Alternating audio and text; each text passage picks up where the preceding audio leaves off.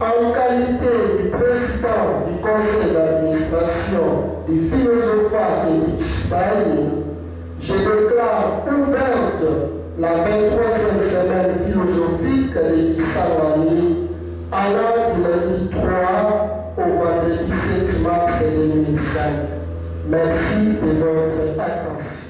C'est par ce mot que la 23e semaine philosophique a été lancée lundi 3 mars 2025 qui avait pour thème principal Justice à l'épreuve du droit international, organisée par les Philosopha et du Stein dans la grande salle de la cathédrale Notre-Dame du Trésor-Rosaire durant 5 jours, soit du 3 au 7 mars dans l'année en cours, qui avait pour objectif les objectifs de ces assises est que la guerre cesse.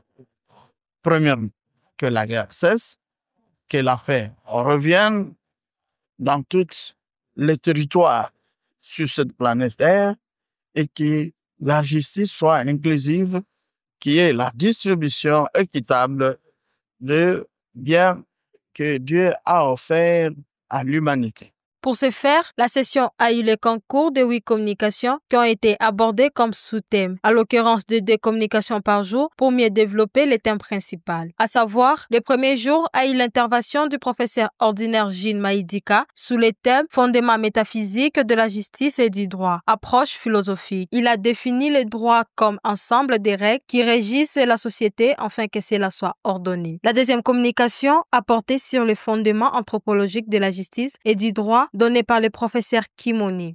Et nous avons pensé que le fondement ultime, c'est l'être. Le droit est fondé sur l'être. Et l'être n'est pas un objet, l'être n'est pas un être humain, l'être n'est pas une quelconque doctrine ou texte légo-réglementaire.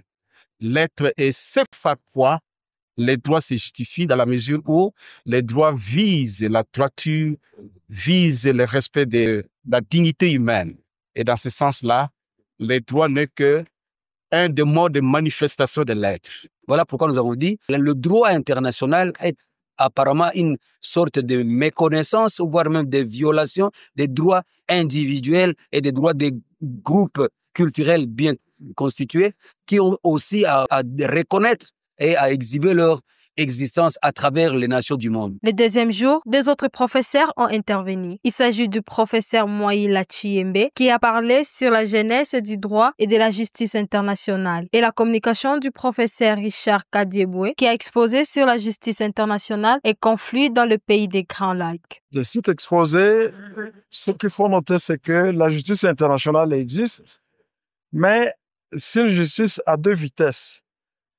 Lorsqu'il s'agit des petits, elle s'exerce, mais lorsqu'il s'agit de grandes puissances, c'est très difficile de pouvoir s'exécuter. Le troisième jour, les communications ont porté sur l'analyse sociologique du droit et de la justice internationale du professeur Onotamba, qui pour lui, la justice entre les hommes est remplie d'inégalités. L'analyse politique permet d'explorer l'impact que produit la justice internationale. Et celle du professeur Maurice Bondoulou avait pour thème Justice internationale à l'épreuve des crimes écologiques. Il stipule que la crime écologique constitue les infractions la plus grave puisqu'il porte atteinte à l'ordre social. Il constitue la mise en danger des espèces par leur trafic de destruction de leurs habitats. Le droit est fait pour la société et non le droit pour le droit. Non. Là, c'est le contexte. C'est ainsi que la sociologie a un droit de regard pour voir comment ce droit est appliqué. Est-ce qu'il est appliqué au beau fixe? Est-ce qu'il a été bien utilisé? Et ainsi de suite. Et ressortir les éléments qu'il faut pour que le droit soit bien appliqué dans la société. Voilà. La justice internationale doit être fondée sur des valeurs, parmi lesquelles les droits humains, parmi lesquelles l'éthique. Il doit y avoir de l'éthique dans la justice internationale, il doit y avoir de l'équité dans la justice internationale, il doit y avoir les soucis de la vérité dans la justice internationale, il doit y avoir les soucis de la fraternité globale. Comme humains, nous devons justement nous comporter de sorte que nous protégeons tous ce qui nous est commun. Le 4e jour, le premier conférencier à la personne de l'assistant abbé Pascal Lacumba qui a développé le thème « Revisiter les droits pour une justice inclusive ». Le deuxième conférencier, l'abbé professeur Réginald Alembe, sur le thème « La pauvreté et l'instabilité sociopolitique en République démocratique du Congo ». Il est vrai, la justice pour tous est cette préoccupation de tout le monde, de la part du droit et surtout du droit international. Mais sur le terrain, il se fait que ce n'est pas toujours cela. On pourrait dire plutôt que dans beaucoup de cas, le droit international est plutôt promoteur des injustices. Et donc, il y a ce doute-là qui plane sur le fonctionnement de la justice, même internationale.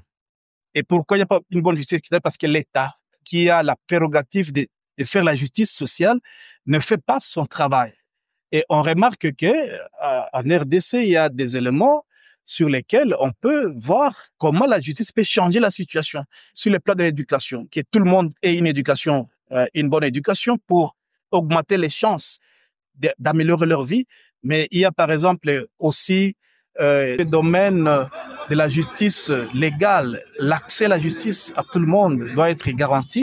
Mais il y a des obstacles qui font qu'on n'arrive pas à établir cette justice équitable, parmi lesquels il y a la corruption, qui est vraiment un grand fléau en République démocratique du Congo.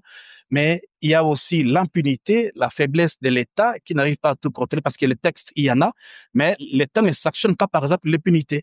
Mais il y a aussi la responsabilité des Congolais eux-mêmes qui sont résignés, qui acceptent toutes sortes de souffrances, ils ne savent pas réclamer leurs droits.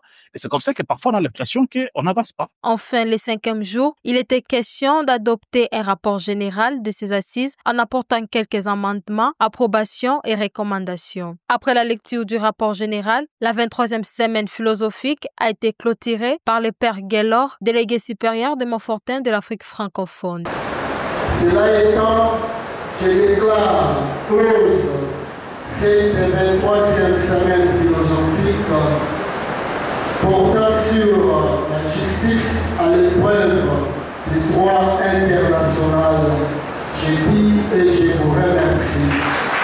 Signalons que la 24e semaine philosophique aura lieu probablement en 2027. Pour Archekis Online, reportage Rit Bafalouma, prise de vision et montage de Cédric Sabiti. Remerciements, son Excellence Monseigneur Marcel Outembitapa, archevêque métropolitain de Kisangani, son Excellence Monseigneur Lonanja Dinjate, évêque auxiliaire de Kisangani.